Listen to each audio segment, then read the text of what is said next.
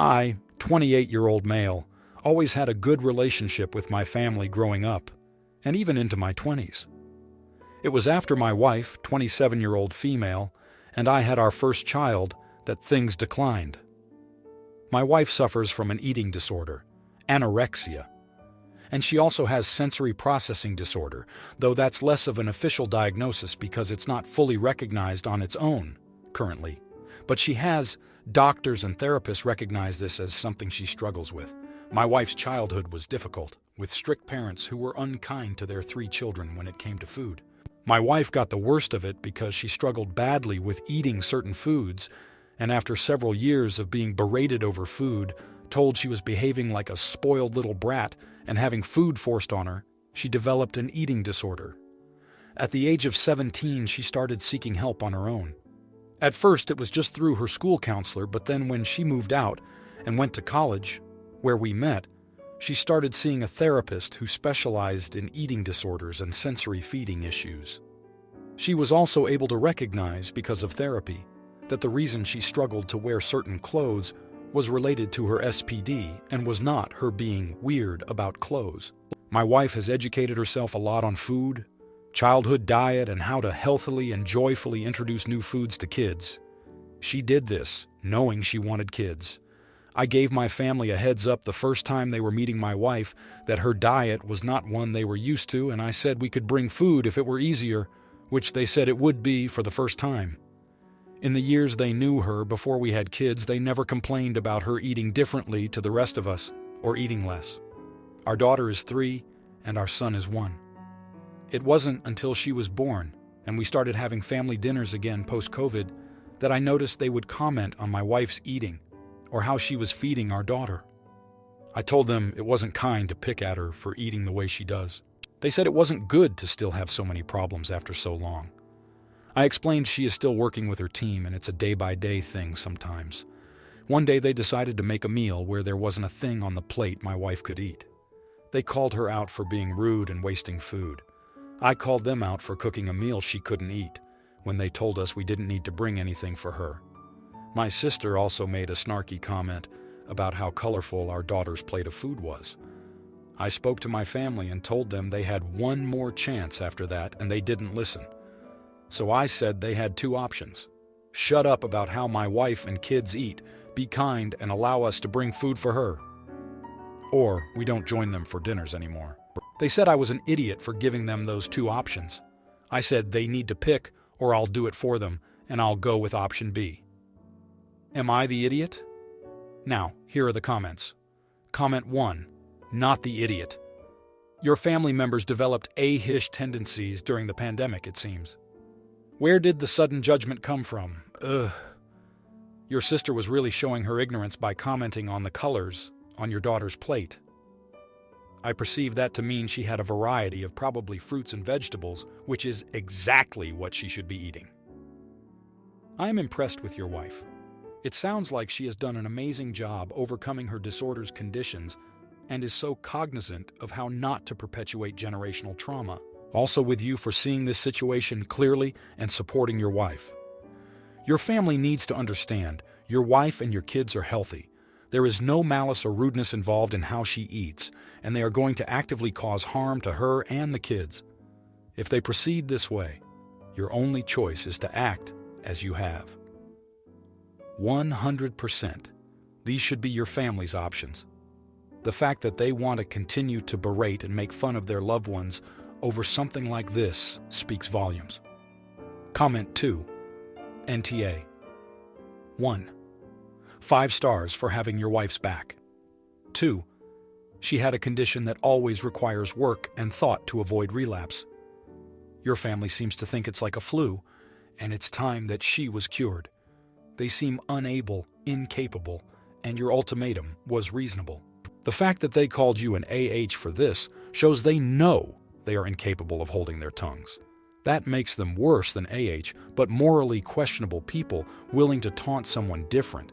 Actually, not just willing, but feeling compelled to regardless of the consequence.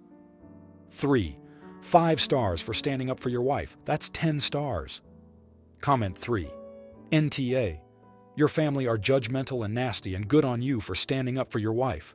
Lord knows this sub is full of spouses who either do nothing when ILs berate or judge an OP, or they take their family's side. I think you've handled this perfectly, and what you'll need to do is stand strong against all the barrage of calls and texts you're going to get. Just keep reiterating the rules, boundaries, and tell them it's not up for discussion. Now, for the next story. I, 35-year-old female, was married to my ex-husband for 5 years and have 2 kids with him, a 6-year-old boy and a 4-year-old girl. We divorced 2 years ago when I found out he had another child before we met and is a deadbeat dad to that child. The fact that he hid it from me for the 7 years we were together just made it worse. I only found out when he was sued for child support. When we divorced, I used that information, and the fact that the kids are too young to get full custody. He has visitation rights, contingent on child support. I don't really need the money. I am in a high-income profession, and my parents are quite wealthy too. An airtight prenup meant he got nothing in the divorce. He works as a teacher, and it doesn't pay much. He owed quite a lot to the other child, current child support plus back pay installments, and this eats up most of his income. He doesn't own a home, and living expenses here are very high. Basically, he hasn't paid child support for over a year now, and as per court order, has no visitation rights. I wouldn't have minded him visiting the kids still, but he asks me for money to hang out with them. I used to give him money to preserve the relationship with the kids at least, but it came to a point where he was stealing from me. He would ask for $100, but would only spend $20 on the kids maximum. He started doing this almost regularly, and when confronted, he accused me of leaving him homeless and penniless in the divorce. Hence, I owed it to him anyway. As much as I want my kids to still have their dad, I was tired of being taken advantage of. I stopped giving him money. He couldn't take the kids out anymore. The kids missed him, but I refused to budge on this. When they asked me, I called him to speak to them.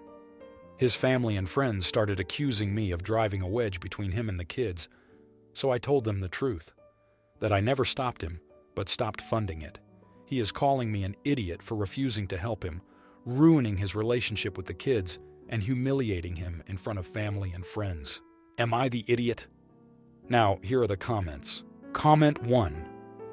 Not the idiot. There are plenty of things he can do with the kids that don't cost money. The park, the library, watching a movie at his house. Even just calling and FaceTiming with them regularly to preserve the relationship. If he wanted to see his kids, he would.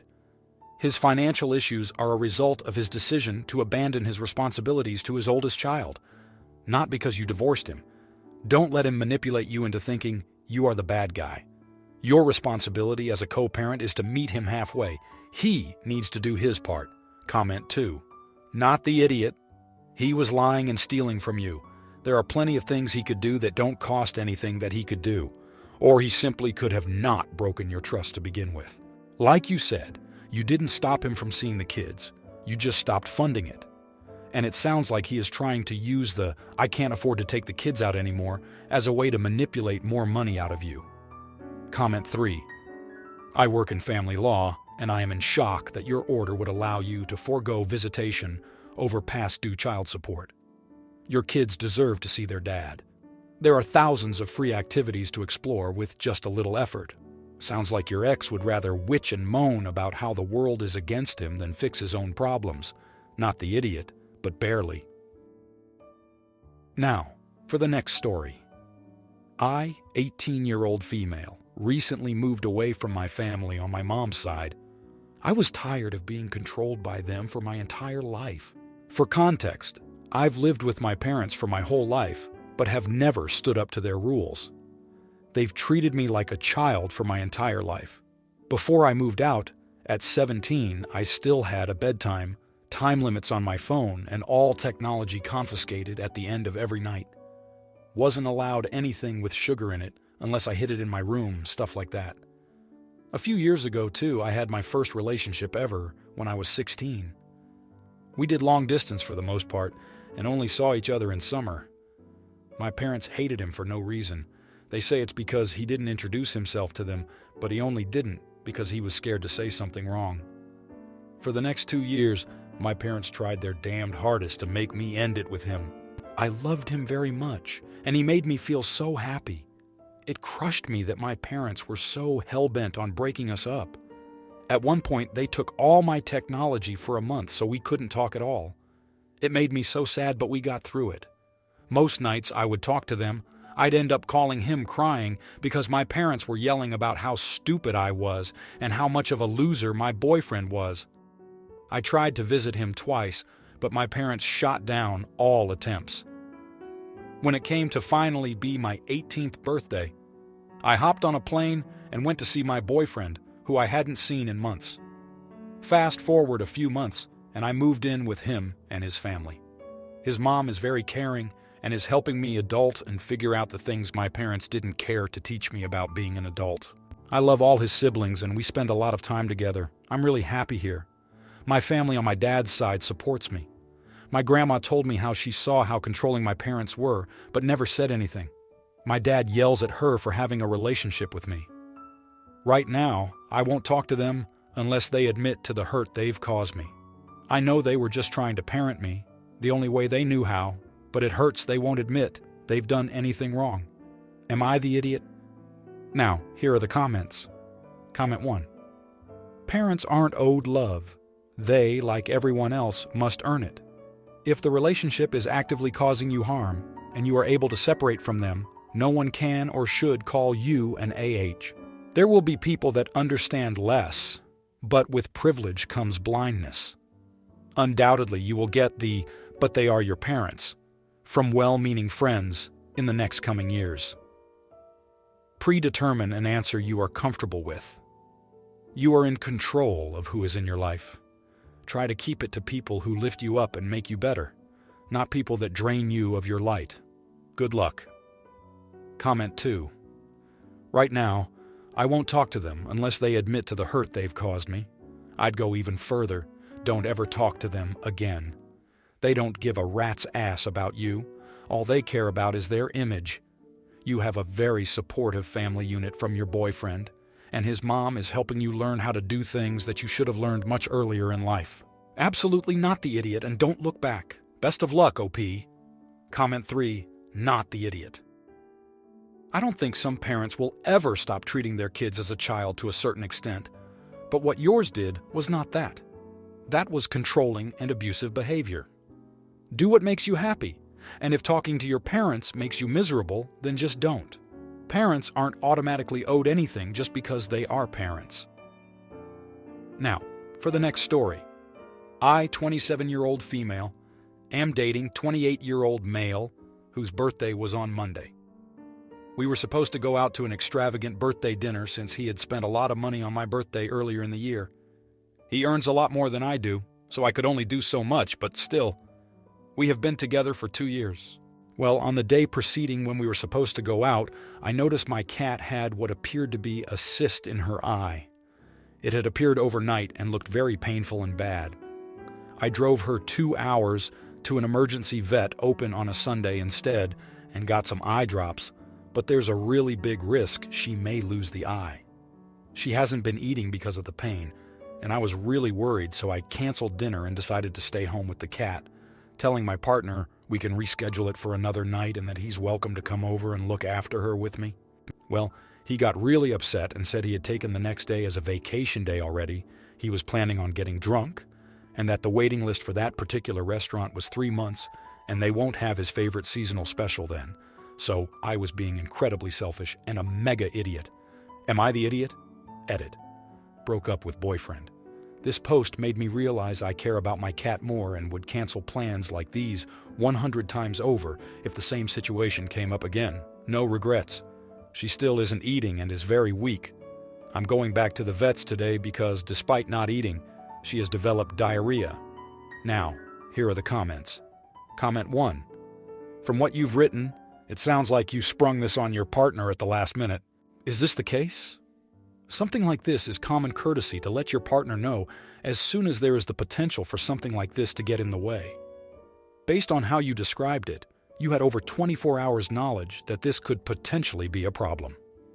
I'd wager a lot of your boyfriend's annoyance isn't due to your cat, but from feeling like an afterthought.